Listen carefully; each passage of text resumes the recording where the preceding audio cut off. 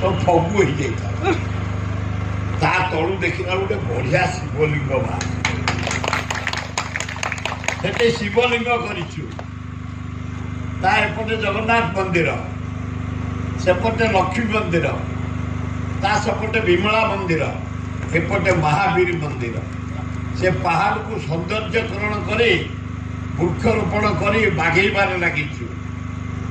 मार्च 9, 10, 11 मार्च 9 रे प्रशासन आम पहाड़ को जीवु यज्ञ स्टार्ट हम 9, 10 रे यज्ञ हम 11 रे पूर्णाहुति मंदिर प्रतिष्ठा देवादेवी प्रतिष्ठा हे मुझे विनम्र भाव निवेदन करुच्ची मार्च 11 तारीख दिन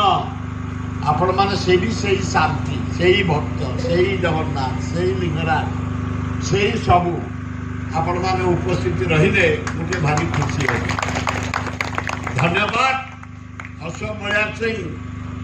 जहाँ तुम कह तुम प्रति